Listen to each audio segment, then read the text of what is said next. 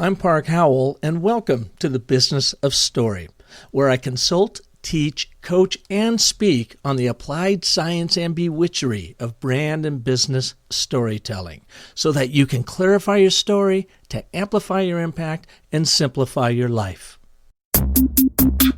I thought it was just a stupid picture of a pig in the ocean. But after hearing that story, I had to have it. Now I wasn't just buying a picture. I was buying a story. Story literally made the picture worth more money to me.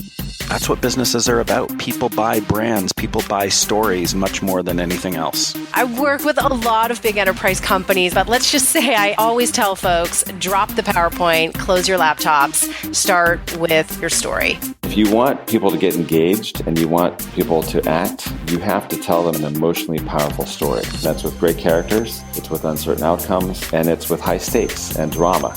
All business strategy is a story.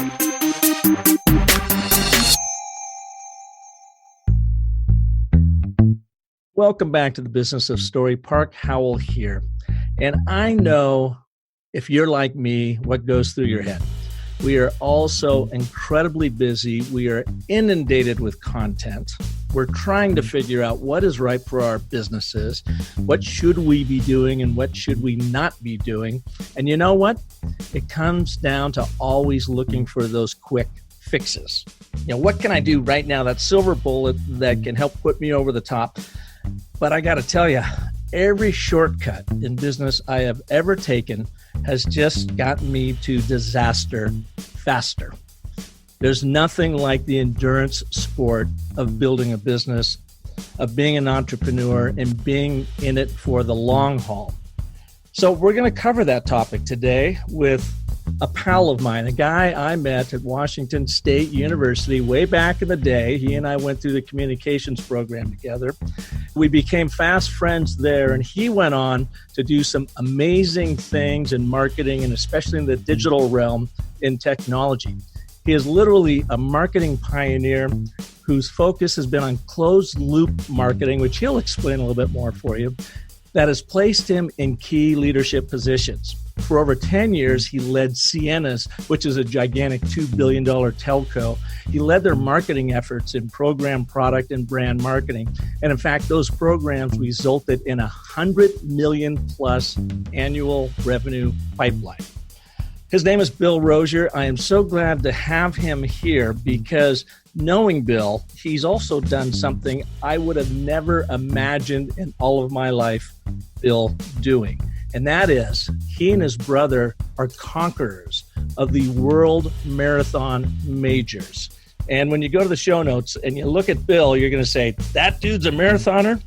But he has got more tenacity, more skill, more brilliance than most people I have ever met. And I am just absolutely honored to have my good buddy, Bill Rozier, here on the Business of Story to talk about the endurance sport that is brand storytelling. Bill, welcome to the show. Park, that was an excellent introduction. In fact, I look forward to the rest of the story through your ears. That was terrific. Thanks a million. I guess I've been in the grandstands for your success for, 30 plus years. And I was just doing my own research on the brand of story before we started this. And 208 podcasts is a remarkable feat, Park. It means that you were on this thing way before it was cool. I just hope that after these few minutes that you get to 209, 210, I hope I don't derail your career train here.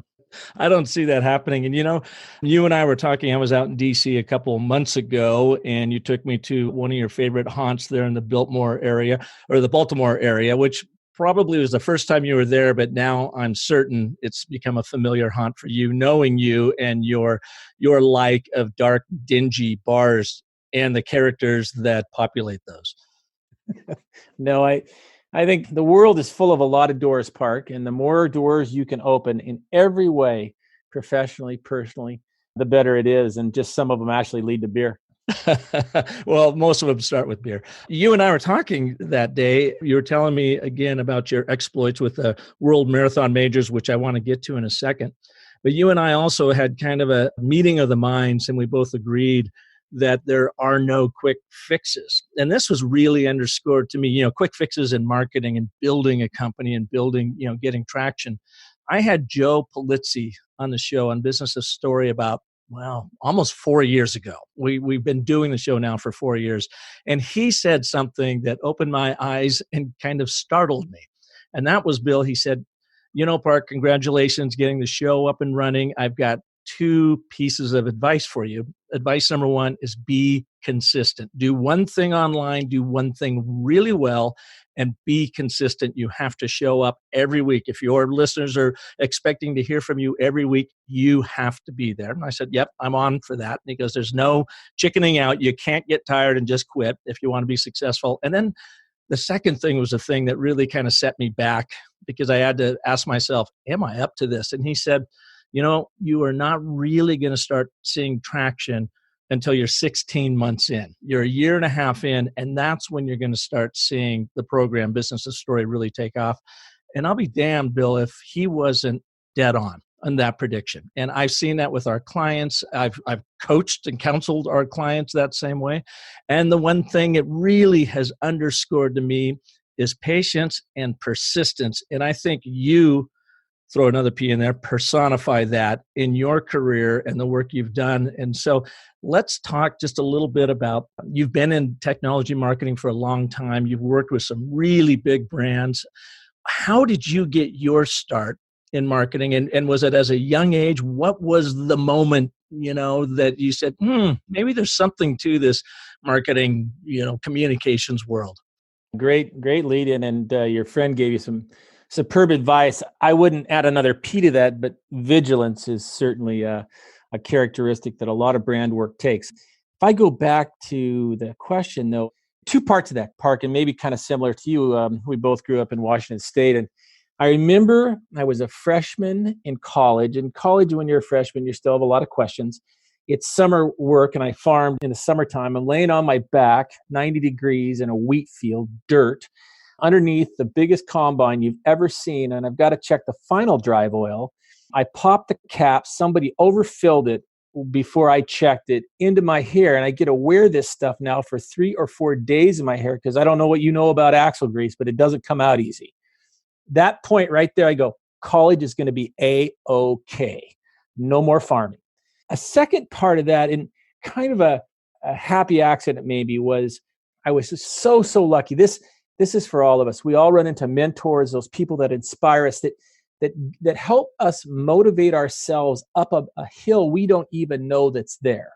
This person, Jack Anderson from Hornell Anderson in Seattle, one of the great marketers, actually in the pantheon of great marketers in the world. A great design firm, right? Great design firm. Go see what they've been doing. And he found me. I found him at a very early age, right out of college. And I'll never forget this meeting. Brand new company. I'd been employed here now a week. Jack comes in to talk to my boss, who is also the owner.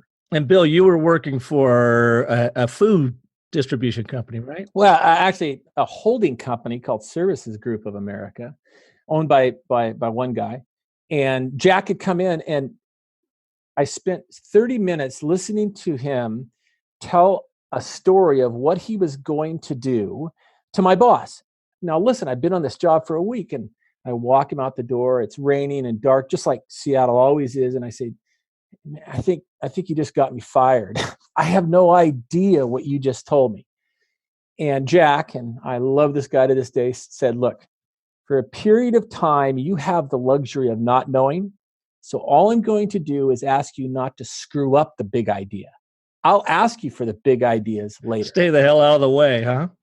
Just stay out of the way. Just watch, just listen. And I think we forget, or at least maybe me, that there's a period of time, and it goes on really for most of your career, where you're always learning something.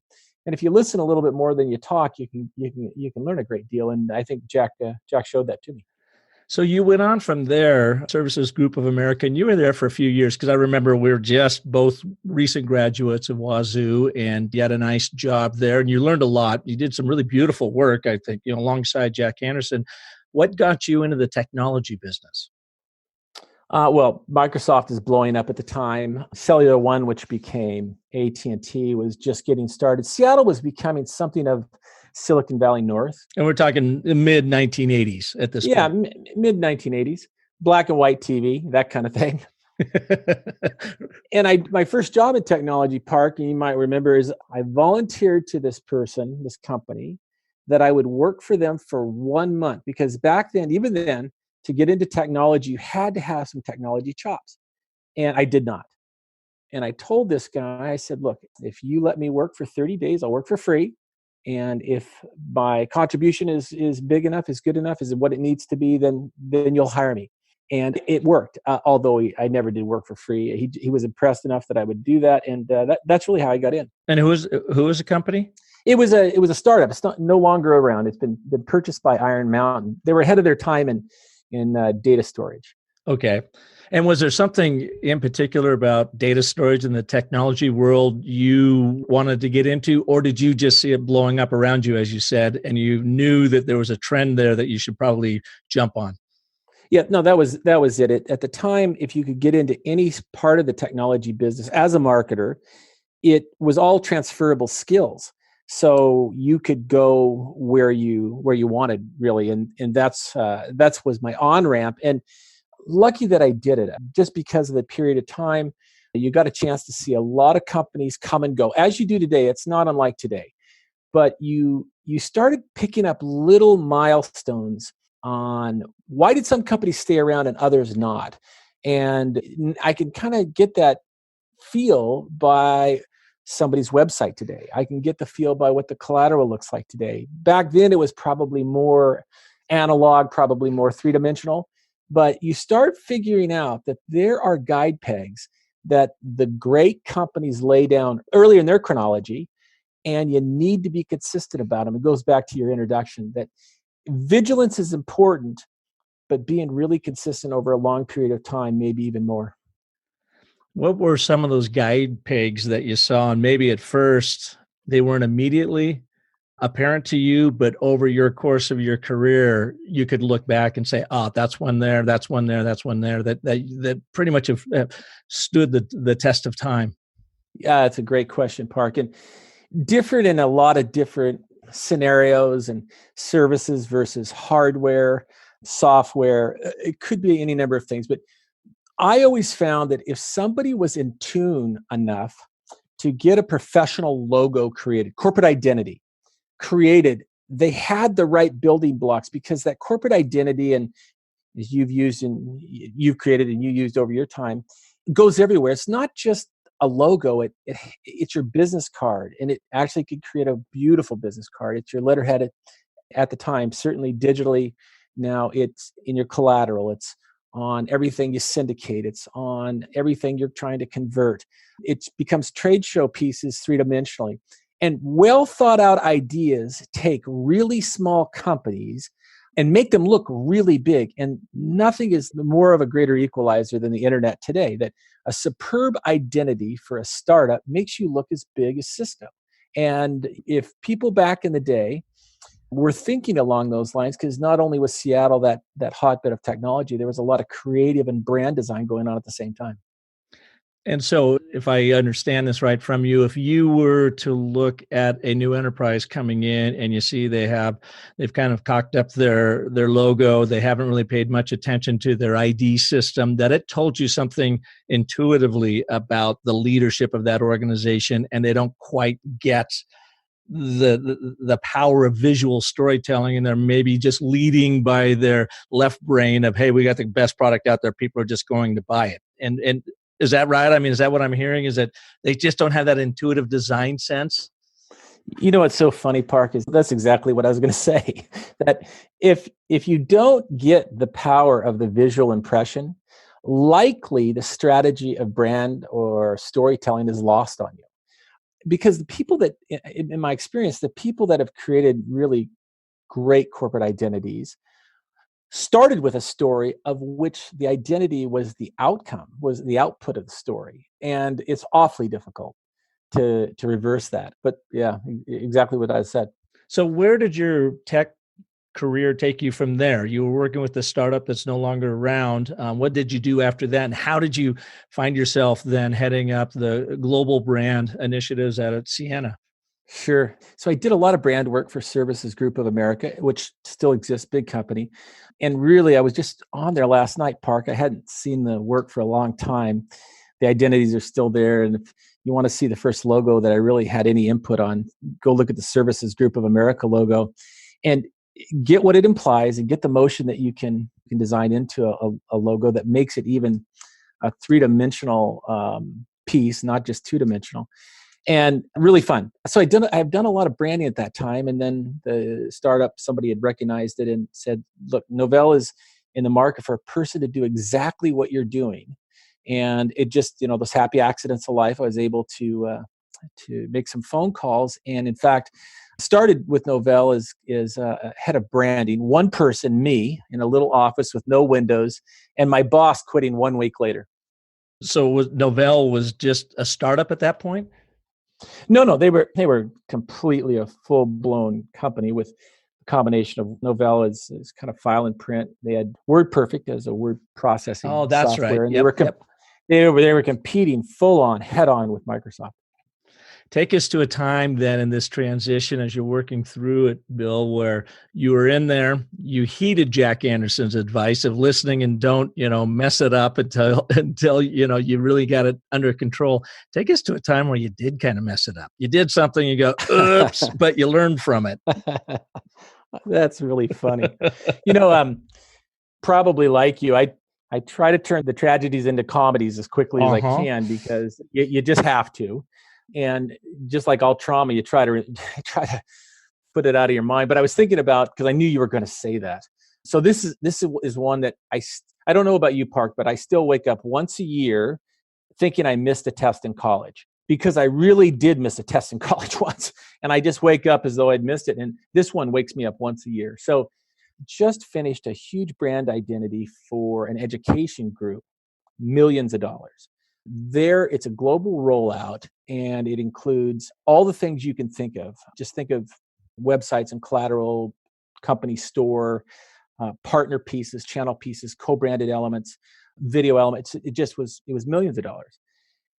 And they get on the road and they call me from somewhere in Tokyo, and they said, "You're not going to believe this.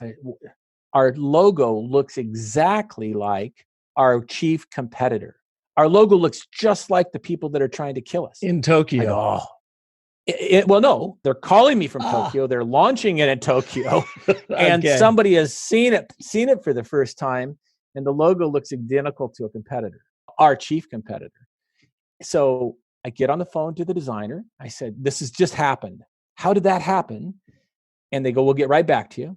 Maybe 2 hours later, I've got bad news and I've got worse news. This is the designer telling me this. I've got bad news and worse news. Well, let's start with the bad news. The bad news is we did the competitor's logo too. I go, oh my God. Jesus. Then they said, the designer that did the competitor's logo did your logo too. So now, literally now, I'm going to lose my job. That's like losing my job is the least part of this. I don't know how much personal exposure I have monetarily. It never dawned on us at the time, and all my fault, that we did all of the checking for registration and trademarks, but we never checked for graphic similarities. And so the rest of my day is I meet with our general counsel, publicly held company, general counsel, room full of lawyers and me. And I'm explaining this thing, and this is the Supreme Court. Their fingers are crossed, they're leaning on their elbows, styrofoam coffee cups, and they're looking at me. I'm dead. And I explain it in pulling no punches. And the chief counsel then laughs. He just chuckles. And everybody else kind of laughs. I am not laughing. And they start chuckling. They go, "Well, here's what's up. Here's what's going to happen. Two things are going to happen. We have, with that competitor, we have a backlog of litigation, patent litigation. They have a backlog of patent litigation. And we're just looking for what's going to break the dam. At some point, something's going to happen. So either they're going to ignore this because it's not that big a deal, or you're going to get real famous real fast." And they start laughing. And I go, "So what are we going to do?" And they go, "Nothing. We're going to do nothing. Call Tokyo. We're going to do nothing. We're okay." Now, in my slight defense, the logo was rendered from a a metaphor that everyone uses. It was a generic metaphor, so it looks slightly different. But legal advice was, we're going to do nothing. And nothing did ultimately happen, Park, but I wake up once a year thinking about it. You wake up once a year with axle grease in your hair when you think about that, huh? A little bit, all of it, I must tell you. So over the course of your career, then you find yourself at Ciena, and you were there for 10 years and did some really terrific work. What did you learn, I guess through your careers, one or two moments that really helped you in that role at Ciena? Because you guys are killing it out there on the international scene. Great question, too. And almost 14. It's just that I started as an individual contributor before I was an executive. So 3 things. One is you've got to be a web-first company. We were saying this before the internet was a big deal. It was important for us because we were building the infrastructure of the internet. And if you're going to be building the infrastructure, you better be pretty good at it. So web-first marketing is everywhere. So what do you mean by that, web-first company? So when you and I grew up, maybe, marketing was actually inverted to some degree. Public relations was at the forefront because there were so many publications that PR kind of led a lot of the marketing mix. It was followed by events. It was followed by trade shows because there was a trade show every weekend, and you and I remember many, many big ones. And the internet was kind of a novelty, maybe. Obviously, over the years, it has completely changed. And because of its ability to brand, it's the eyes of the business, of its ability to convert leads, create revenue. Career searches are still the top thing that happens on everybody's website. So not only are you recruiting and you're trying to create revenue, you're trying to create a brand impression and a repository for content that makes you want to come back, that makes you want to binge on it. And so it was important that we change our outlook to be a web-first company because we were a challenger brand, Park. The people that we were competing against, even in those revenue figures, were 5 and 10 times our size. So we had to be more agile. We had to be more fleet of foot. We had to be clever. And the digital pole vault gave that to us. So this comes back, I would imagine, full circle to Jack Anderson in your days and influencing you on design and look and feel that your visual story has to tell a bigger story than you may be actually living into at the moment. And that is now not just presented on business cards and stationaries, but it's your calling card of the internet. It truly is. And I learned something at that time, and it's probably true for all of us and maybe the folks listening today, is as marketers, we are not brave enough. We don't have enough courage. Our customers give us permission to use a posture far more confident than we ourselves give ourselves credit for. I don't know why that is, but I learned it pretty early. And if you're not uncomfortable with marketing pieces in general, today that can be subject lines, it could be subheads, it might be web pages themselves, it could be outbound lead generation, that even more so today because we have the attention span of just a microsecond. If you're not doing that, you're going to be missed. You're just not going to be read. You're not going to be seen. And it was just one of those things we had to learn early on. I had this question posed to me last week. I was up in the Bay Area working for a $1 billion nutritional company, working with their brand marketing team and doing a business of story masterclass and helping them refine their brand story. And one of the people in there very earnestly asked, and I could just see the pain in her eyes too when she asked us, she goes, well, what if we put out an advertisement or a story that is maybe offensive to one of our target audiences or doesn't quite connect with them because their nutrition goes across a number of different audiences. And I said, well, it's only offensive if you're not leading with your heart and you're not really thinking through it, Now, you cannot be all things to all people. And my recommendation is you tell these stories, and I think this is what you're saying, Bill, is find out, which audience you are speaking to in this particular channel or story you're telling, and forget everybody else. Talk to them, even if it might be off-putting or someone else might not get it. The point being is, and I asked the question, when was the last time you were bored into buying anything? Great comment. But it comes back to you might step on some toes in the process, but you can't be PC about this as long as your heart is in the right place. Exactly right. In fact, a quick story that we ran a promotion internally with our sales teams. And at the time, the Hunger Games were a big deal, and we based it on the Hunger Games. So think about the type font and some of the photography and some of the pieces. And it became the biggest internal, to that point, the biggest internal promotion maybe we had done in some time. And I got a call from our CFO. You got to stand by because this story has a quick turn at the end, our CFO. And I don't talk to him a lot. And he called and said, "Hey, a couple questions. With this promotion, the Hunger Games promotion, does that mean that we're advocating killing children?" And he goes, "Or maybe killing adults or starving people to death?" I go, "No, in fact, not at all. We owe it to everyone to be responsible about this." But I think people get that the way that it's rendered, that it's meant as a humor, it's meant kind of humorously, it's intended just to be a reference point for something that's contemporary, that it's of the moment. And by the way, that was a movie. That wasn't real life. It was a movie. And at the end of this thing, at the very end of it, I said, "Is there any other questions to this person?" He goes, "No." And I go, and I used his name, and he goes, "Well, I'm not that person. I'm this person."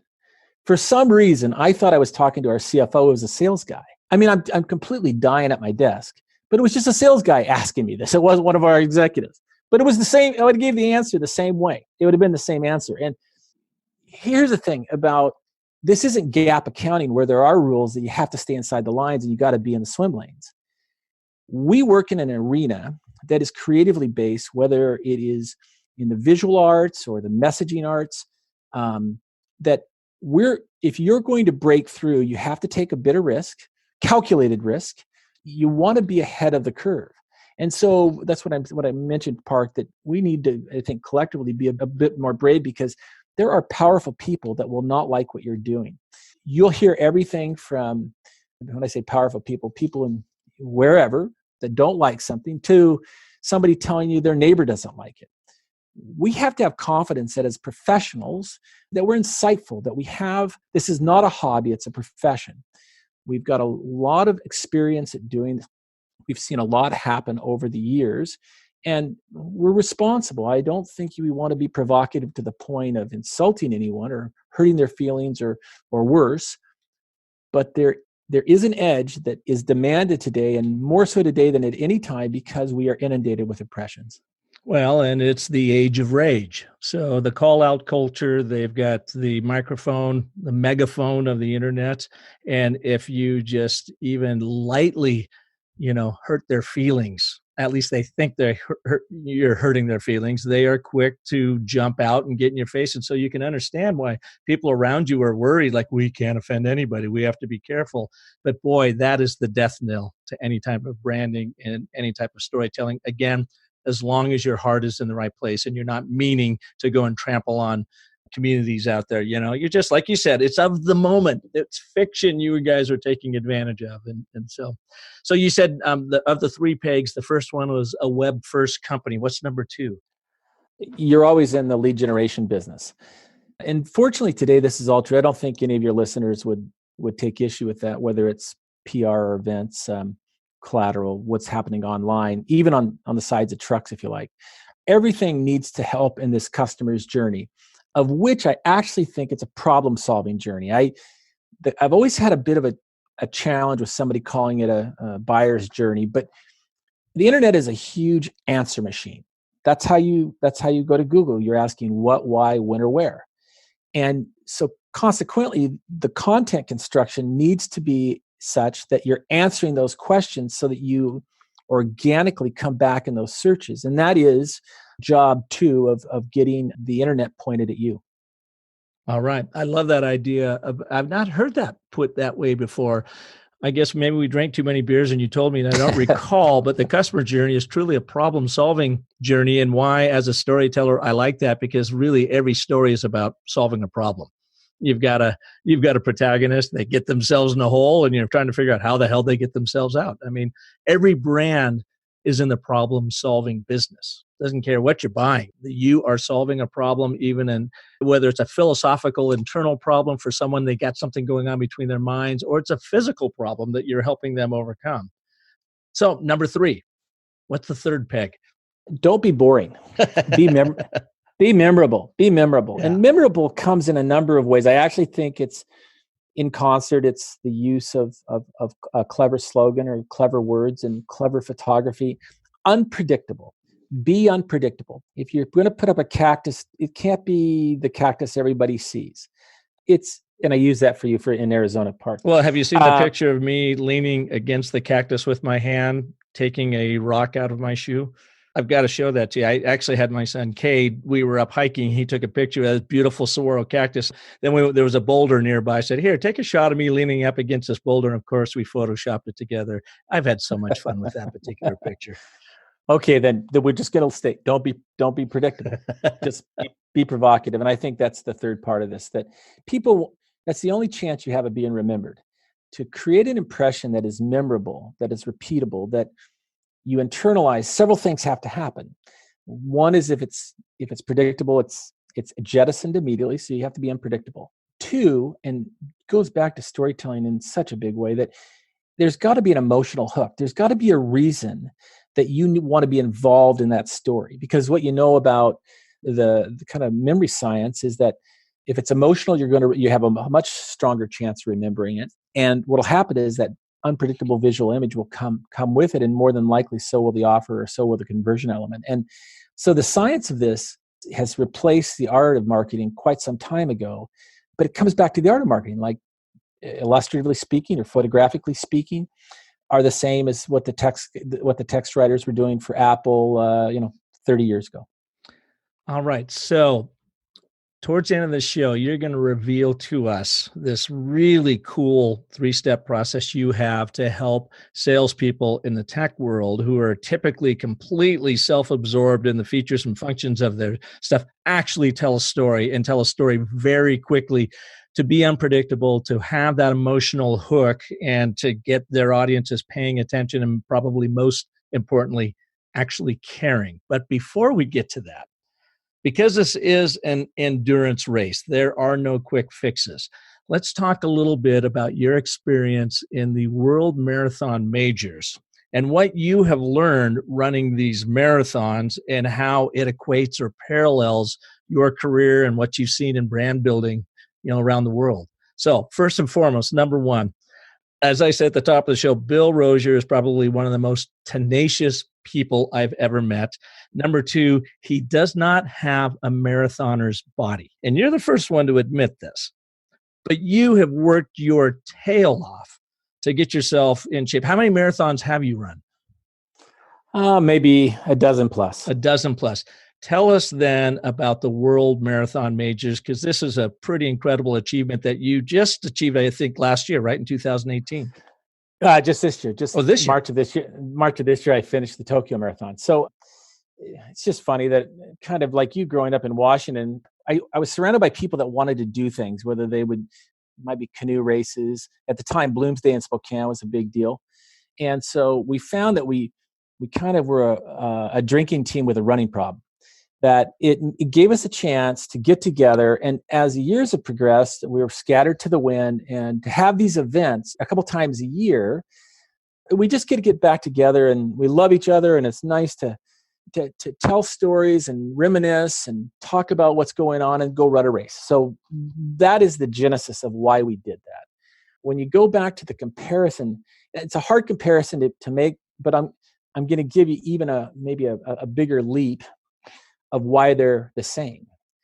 First of all, you've got to plan the work and work the plan. That is completely true.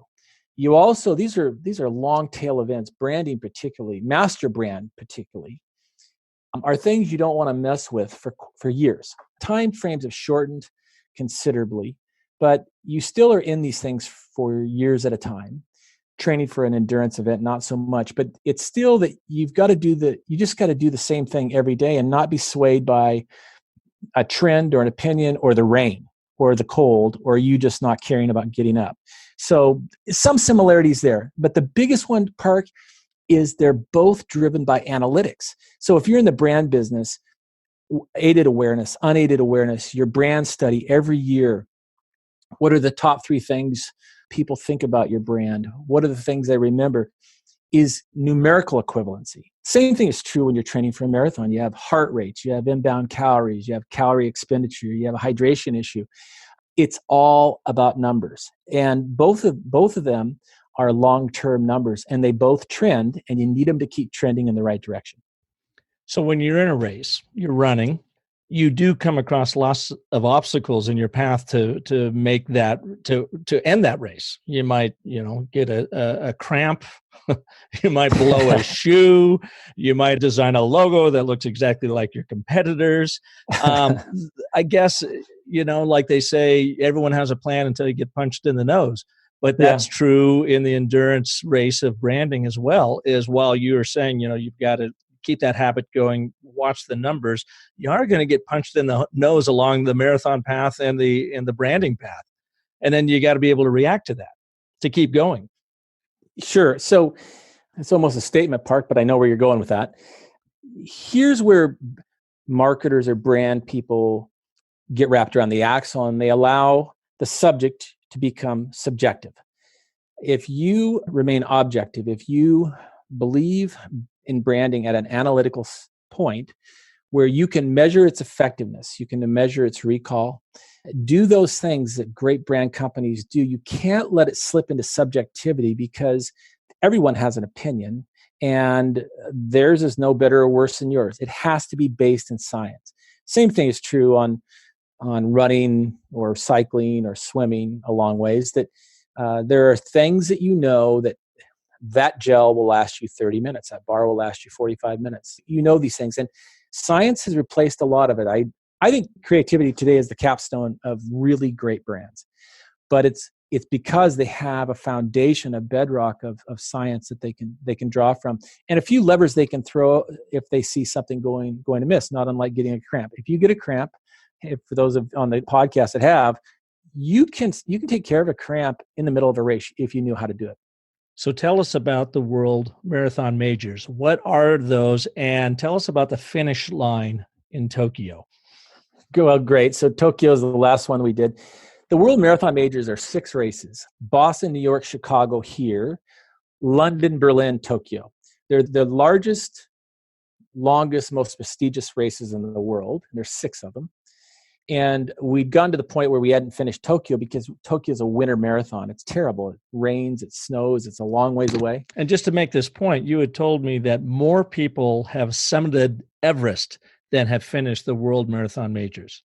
Yeah, when we finished, more people had climbed Everest than had completed that series. And that the person who gave me the medal for that, and their medals are rare, told me that as he's giving me the medal. I'm frozen and tired and really trying to get out of such crazy weather. But it was a long time accomplishment, and it was one of those things. But Park, there's a funny story on that too, that I'm finishing this and I'm totally told myself I will never, ever run to the refrigerator again. I'm done with running. But I'm getting to the end of this race, and it's a kind of hard finish, uphill finish. It's raining, cold. And I see this woman running kind of in the gutter of this road. There's 40,000 runners, kind of running toward the gutter. I could tell that she's at the end of her endurance, and about maybe a mile away from the finish. And I run up by her, and she's wearing, imagine this, she's wearing a Baltimore, Maryland windbreaker. And I come up by her and I said, "I'm from Maryland too. This is where I live. Where do you live?" And she can't tell me, she's so cold. I said, "Okay, I got you. Don't worry. You're going to follow me in. We're going to finish this thing together." And right about then, she started walking, and we're still a mile away from the finish. I go, "But here's the deal. We're running this thing. All you have to do is get behind me and follow me through this thing, and we're going to finish this together." And she does this. I mean, it's a little bit of that inspiration. She follows me to the finish line. Lots of people. I get toward the end. I said, "I'm going to grab your hand as we go through this finish line. I'm going to raise our hand, because they'll take a picture of that and we'll have a memory of that." And she can't talk. She's so cold, but she goes, "Okay." And I do that. I raise her hand. We go through the finish. She goes completely into tears. She's at the end of her endurance clock. And I get her toward her bus, and I wave to her, and I've never seen her since. I mean, that's pretty powerful stuff. Well, it's not unlike going through a brand survey where you don't know what the conclusion is. You hope the deltas are in the right place. You hope you're doing the right things. You might have changed a theme. You might have changed something, and to have a third party, unbiased third party, tell you things are going well, you breathe the same sigh of relief. Well, to get over the finish line in a marathon or building out that brand, which is really never a finish line when you're building and growing your brand, you got to start off right. And you've got a process that you are now helping companies with and telling their story very quickly, I guess, to really overwork this analogy of getting them out of the blocks faster than anybody else. Can you take us through that quickly? Happy to do it. And I can't take credit for this because, like everyone on your podcast, I've sat through thousands of the worst presentations ever. Death by PowerPoint is real. And I saw a guy several years ago, friend of mine, do a presentation where the first slide he put up was of Mick Jagger. And underneath the picture of Mick Jagger, it said, Mick is pissed. And what he was doing was he's introducing himself. He was introducing his agency. He was talking about the presentation that he was going to do. He completely ignored that slide, and then he jumped into the presentation itself. Through the next 15 minutes or however long it went, it never left me that I am totally invested in this presentation because of that first slide. And I'm wondering, it doesn't make a reference to it at the very end. Mick comes back up, and without any type, it's just a picture of Mick. He goes, do you know why Mick is pissed? This is the final slide that he does. Do you know why Mick is pissed?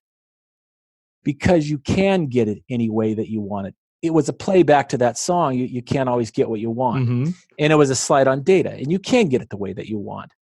And it struck me that there are probably 3 slides in any presentation that will align you to a win.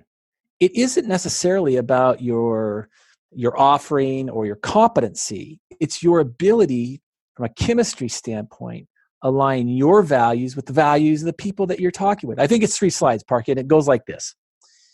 I think if you can be clever enough in the first 2 minutes, you earn your right for the next 20.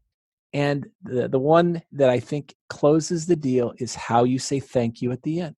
We've practiced on some people. We've done this for some folks, and to outrageous results. So I call it 3 slides to revenue, and it doesn't take much, but it takes the confidence to tell a story in a way that endears you to your audience. And we're pretty excited about it. Can you give us an example of one you've done recently and what you were showing?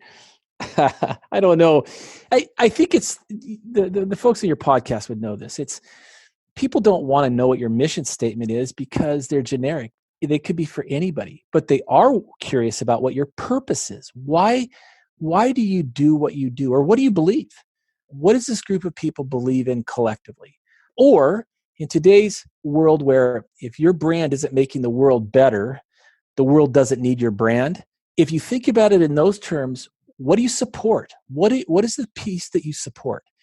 There's any number of ways to get to some emotional DNA that allows a listener, a prospect, a suspect, to internalize themselves that you are living for, you're doing the things that they're doing too, or you believe the same things.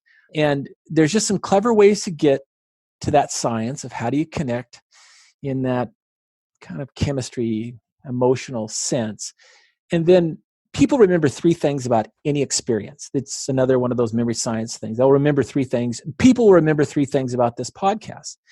The only 2 that you can ensure are their first impression and their last impression. And I'll tell you that you need to say thank you in a different way.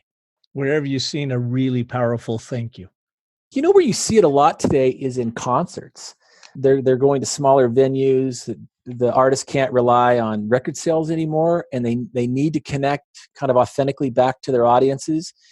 And there are people, when they say thank you artists, when they say thank you at an end of a concert, that are dynamite, just dynamite. And you're hanging on every word, and you leave with those words in your head. They get it.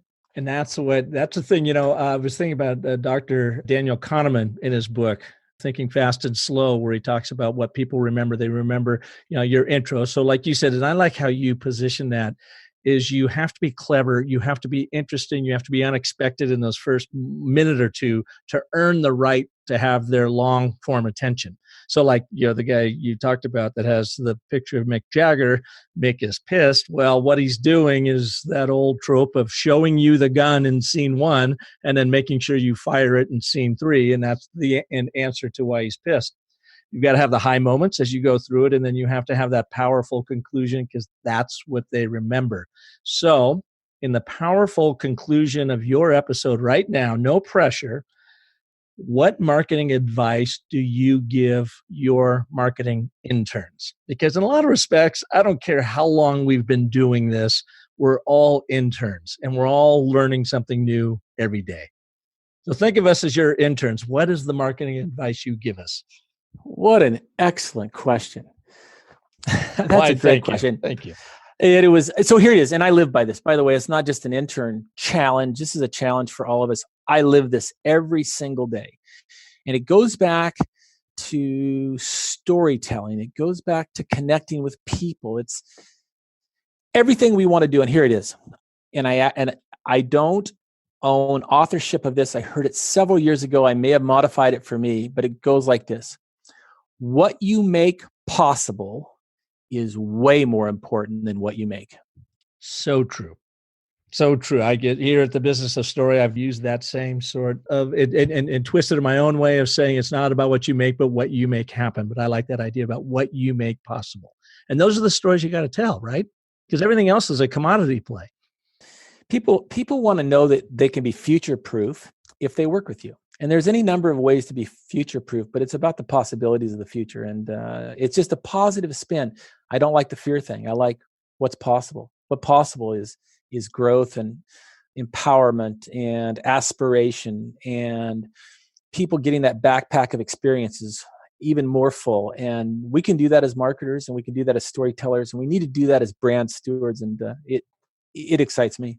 And Bill, what you made possible for that lady in the Tokyo Marathon is to help her actually run across that finish line.